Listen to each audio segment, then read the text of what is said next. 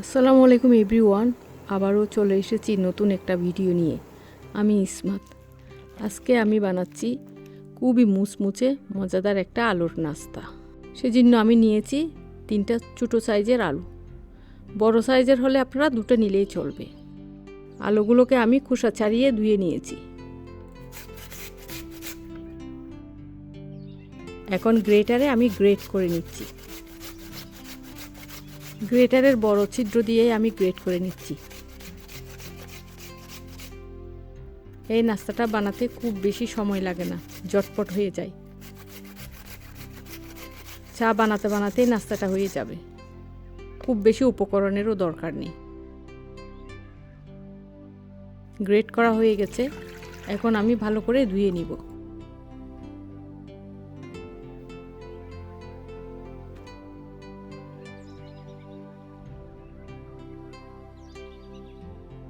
পানি থেকে চেপে চেপে উঠিয়ে নিচ্ছি।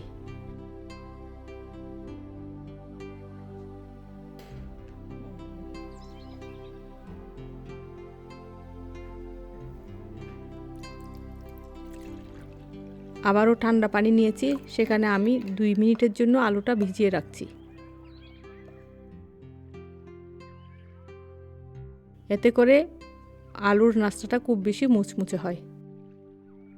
2 মিনিট পর আমি পানি থেকে উঠিয়ে নিচ্ছি।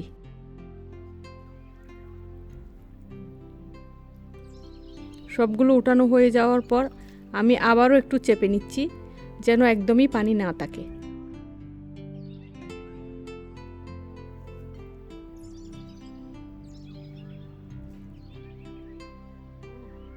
এইটুকু পানি আবারও বের হয়েছে।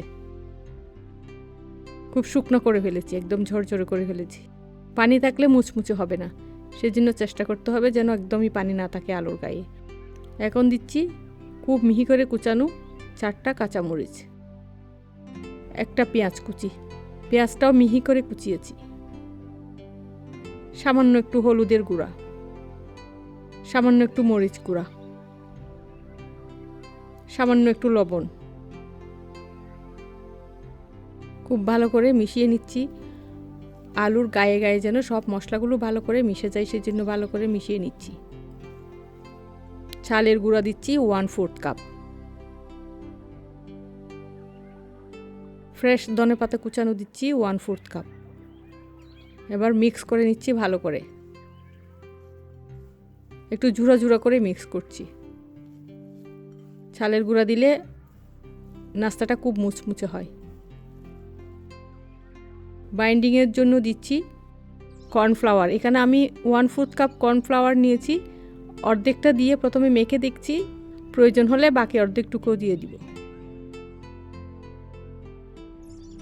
বাকিটাও দিয়ে দিচ্ছি।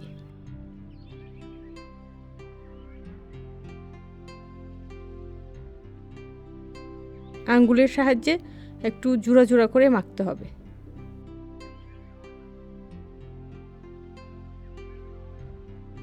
এখন 2-3 মিনিটের জন্য রেস্টে রেখে দিচ্ছি। ততক্ষণে আমি তেলটা গরম করে নিচ্ছি। এভাবে পেঁয়াজুর মতো করে আমি সাইজ করে নিচ্ছি। তেল হালকা কুসুম গরম অবস্থায় নাস্তাটা দিতে হবে। মিডিয়াম টু লো হিটে ভাজবো আমি এটা। আমার ভিডিওটা যদি আপনাদের ভালো লাগে, লাইক কমেন্ট শেয়ার করবেন, সাবস্ক্রাইব করে আমাকে সাপোর্ট করবেন ইনশাল্লাহ। অর্ধেক নাস্তা আমি ডুবো তেলে ভেজে দেখাচ্ছি খুব মুচমুচে করে, বাকি অর্ধেকটা আমি শ্যালো ফ্রাই করে দেখাবো। এটা ভাজতে খুব বেশি সময় লাগে না, 3 থেকে 4 মিনিটের মধ্যে ভাজা হয়ে যাবে।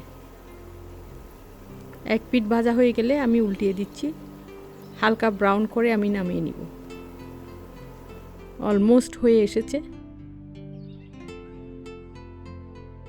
এখন আমি নামিয়ে নিচ্ছি। এরপর আমি দেখাবো শ্যালো ফ্রাই করে। এখানে আমি একটা ডিম অ্যাড করেছি।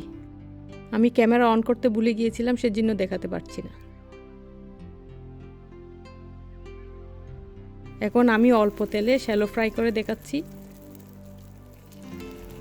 যারা ডুবো তেলে খেতে চান না তারা এইভাবে করতে পারেন।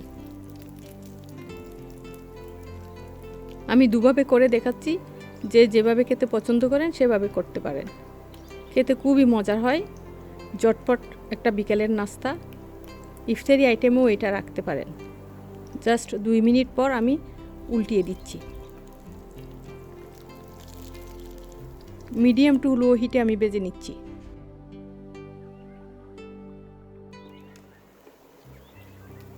হয়ে গেছে ঝটপট মুচমুচে বিকেলের নাস্তা। এটা হচ্ছে যেটা শ্যালো ফ্রাই করেছি সেটা।